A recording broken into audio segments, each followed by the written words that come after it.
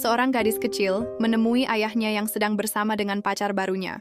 Dia pun memberitahu sang ayah bahwa ibunya sedang sakit dan dia membutuhkan uang untuk membawa ibunya berobat. Mendengar itu, pria ini pun meminta istrinya untuk pergi dulu karena dia ingin berbicara dengan anaknya. Dan setelah istrinya pergi, pria ini pun bertanya kepada anaknya, "Memangnya kamu butuh uang berapa?" Anak itu pun mengatakan kalau dia membutuhkan uang 10 juta karena ingin membawa ibu ke rumah sakit. Pria ini pun terkejut dengan nominal uang yang anaknya butuhkan. Sementara itu, seorang pria yang kebetulan lewat terus memperhatikannya. Anak ini pun memohon kepada ayahnya agar ayahnya mau menolongnya karena sakit ibu semakin parah. Namun ketika dia akan memberikan uang kepada anaknya, dari kejauhan istrinya segera berpura-pura batuk. Karena tahu istrinya melarangnya, akhirnya pria ini pun hanya memberi 100.000 kepada anaknya. Tanpa merasa kasihan, pria itu pun segera pergi bersama istrinya. Pria yang dari tadi memperhatikannya pun segera menghampiri anak itu. Pria ini pun mengatakan kepada anak itu agar jangan bersedih. "Aku teman ayahmu, aku akan berbicara dengan ayahmu." Pria itu pun segera mengejarnya. Dan ketika pria ini menegurnya, ayah anak itu pun langsung marah. Begitu juga istrinya yang menyuruhnya agar jangan ikut campur urusan orang. Pria ini pun berkata, "Apakah kamu tidak kasihan dengan anak dan mantan istrimu? Bukankah kamu dulu pernah mencintainya?" Wanita itu pun segera mengajak suaminya pergi, karena mereka akan bertemu sekretaris perusahaan untuk menandatangani kontrak kerjasama. Dan ketika pria ini mendengar nama perusahaannya, ia pun sempat terkejut karena ternyata perusahaan yang mereka sebutkan adalah perusahaan miliknya. Dan ketika sekretaris yang ditunggu datang, mereka pun sangat terkejut ketika sekretaris itu memanggilnya bos. Dan ternyata,